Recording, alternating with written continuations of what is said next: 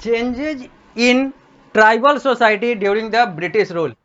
अब हम लोग बात करेंगे कि अंग्रेजों के शासन के आने के बाद ट्राइबल सोसाइटी में यानी कि जनजातीय समाज में कौन कौन से चेंजेस, कौन कौन से बदलाव हुए, कैसे प्रभावित कर गया अंग्रेजों का शासन हमारे जनजातीय समूह के जीवन शैली को। इसी की बात अब हम लोग शुरू करने जा रहे हैं, क्योंकि पिछली कक्षा में हम लोगों ने यहीं पर इसी के पास जाकर कक्षा को विराम दिया था और हम लोगों ने बात की थी। मैंने आप लोगों को बोला था कि जब अगली कक्षा में आएंगे तो बात करेंगे changes in tribal societies during the British rule, जो कि पृष्ठ संख्या 35 पर सामने आप लोगों को स्मार्ट बोर्ड के माध्यम से दिख रहा है। साथ ही साथ यह आप अपने पुस्तक में भी देख सकते हैं, लिखा हुआ है कुछ पॉइंट्स में ये चेंजेस दिए गए हुए हैं। पहला, the tribal were disposed of their land when they failed to pay the land revenue they had to work as wage labourers. जैसा कि हम लोगों ने देखा था पहले ग्रामीण जीवन में, जब हम लोगों ने देखा था तो हम लोगों ने देखा था कि कैसे अलग अलग नियम जो है अंग्रेजों का हमारे किसानों के लिए शोषणकारी और दमनकारी बनता चला गया। और किसान जो पहले जमीन के मालिक तक हुआ करते थे वो बाद में बंधुआ मजदूर हो चुके, और यहां तक उन लोगों को अपना जमीन आधे अधूरे दाम पर या फिर सीधा सीधा छोड़कर भागना पड़ा और दूसरा काम करना पड़ा। माइनिंग और अलग अलग चीजों में वो अलग अलग शहरों में चले गए। और चूंकि ट्राइबल सोसाइटी उसी ग्रामीण परिवेश से जुड़ा हुआ एक पहलू है, इसलिए ट्राइबल के साथ भी वही चीजें हुई। ये लोग अपना लैंड रेवेन्यू देने में असफल हुए, जो कि अंग्रेजों की नीति के तहत था।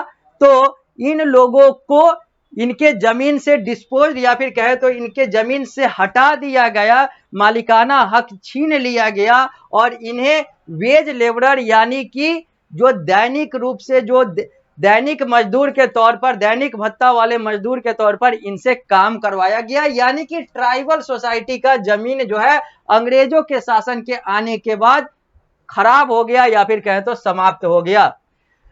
दूसरा पॉइंट कहता है some of the tribal were allowed to retain land but had to pay high land revenue failing which their land was confiscated. कुछ ट्राइबल को कहा गया कि ठीक है आप अपना जमीन रखो, आप ही मालिक होगे, लेकिन आपको इतना रेवेन्यू पर ईयर, हर साल, हर महीने, हर तिमाही, हर 6 माही में आपको देना पड़ेगा। और चूंकि जब वो लोग नहीं दे पाते थे तो उनके जमीन को हड़प लिया जाता था, छीन लिया जाता था अंग्रेजों के द्वारा। अगला बिंदु कहता है कि दे forced many of the tribal यानी कि British forced many of the tribal to adopt settled agriculture as they found it difficult to monitor and pastoralists and get regular land revenue from them। बहुत यहां पर क्या होता है कि दे force, अंग्रेज जो है वो फोर्स करते हैं या दबाव डालते हैं ट्राइबल को यानी कि जनजातीय किसान को कि वो अपनाए सेटल्ड एग्रीकल्चर। सेटल्ड एग्रीकल्चर का मतलब है कि यहां पर एक उनको पता रहेगा, अंग्रेजों को पता रहेगा कि ये कृषि हो रही है, इससे इतना पैसा आएगा, तो फिर उससे लैंड रेवेन्यू या फिर फसल का रेवेन्यू लेने में आसानी होगा। अंग्रेजों को ये भी परेशान कर रहा था, ये भी नीति परेशान कर रहा था ट्राइबल सोसाइटी को। अगला, they made tremendous changes in the forest law by declaring forest as the state property and restricting the use of forest resources और practicing shifting agriculture।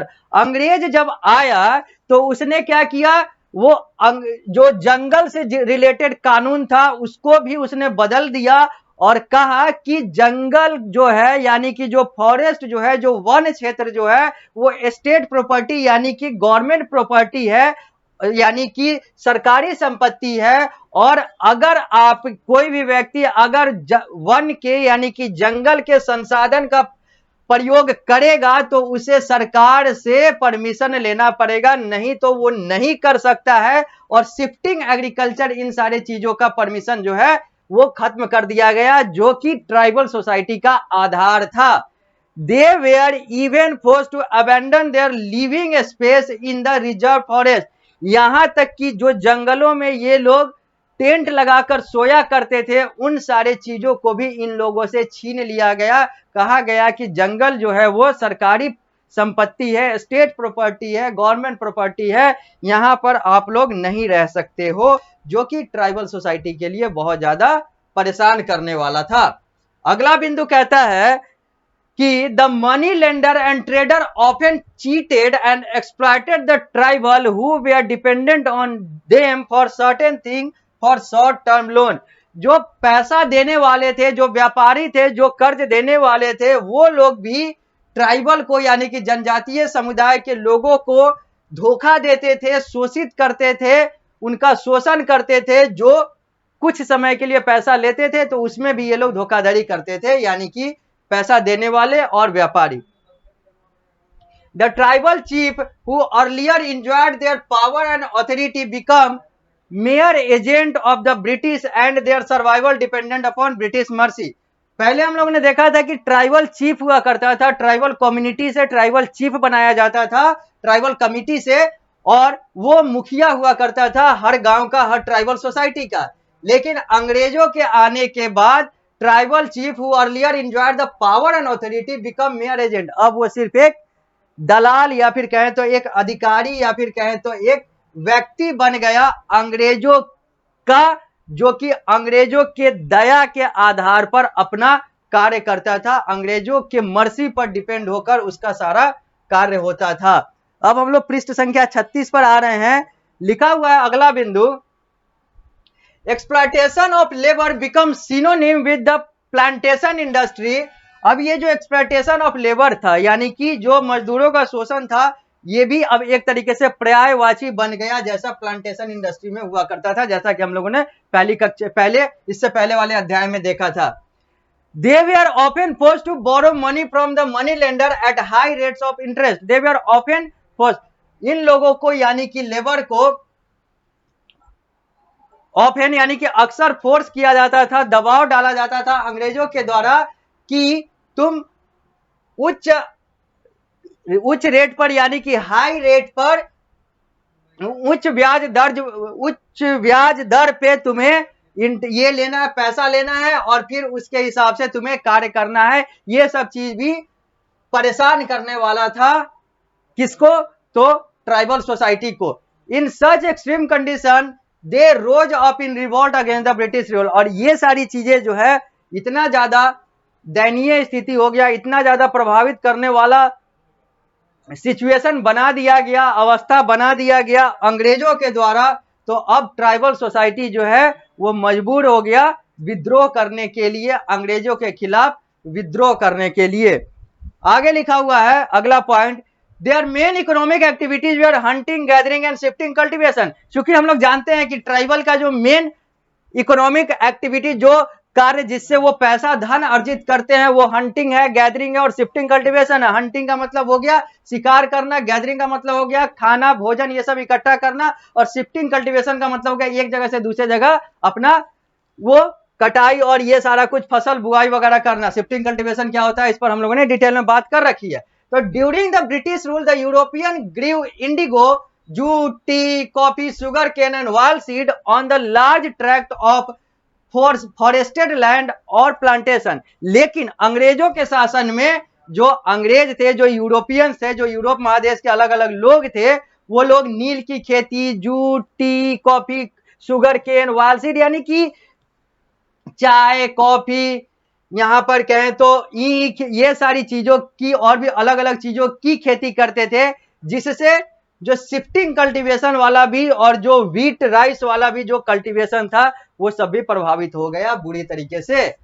The establishment of plantation displaced the tribal population and also took away their source of livelihood। और ये जो plantation यानी कि जो cash crop वाला जो सारी चीजें जो हुई, और इन सारी चीजों की जो कल्टीवेशन और इन सारे चीजों का जो एग्रीकल्चर हुआ, इसके कारण से ट्राइबल्स जो है वो विस्थापित भी हो गए अपने जगह से, और अपना जो सोर्स ऑफ लिवलीहुड यानी कि जीवन जीने का जो स्रोत था, वो भी इन लोगों का लगभग छीन सा गया।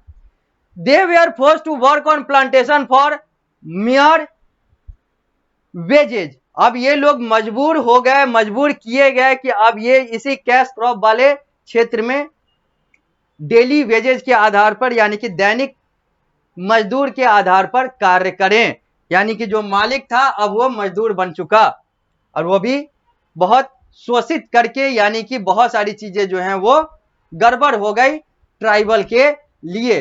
अब हम लोग बात करेंगे ट्राइबल रिवोल्ट की, यानी कि हम लोगों ने देखा कि कैसे जो ट्राइबल मालिक हुआ करता था वो अब एक महज नौकर बन के रह गया था अंग्रेजों के समय। इसके कारण से इन लोगों के अंदर एक विरोध का भावना जागा, बहुत तीव्र भावना जागा और इन लोगों ने अंग्रेजों के खिलाफ अलग अलग समय पे अलग अलग रिवॉल्ट्स, अलग अलग विद्रोह, अलग अलग जो है बहिष्कार किया अंग्रेजों की नीति का। और इन सारे चीजों की बात हम लोग जब अगली कक्षा में आएंगे तो करेंगे, क्योंकि अब जो अगला टॉपिक हम लोग देखेंगे वो है ट्राइबल रिवॉल्ट्स का, जो कि पृष्ठ संख्या 36 पर है। सामने आप लोग स्मार्ट बोर्ड के माध्यम से देख ही रहे हैं। मिलते हैं हम लोग अगली कक्षा में ट्राइबल रिवॉल्ट्स के साथ।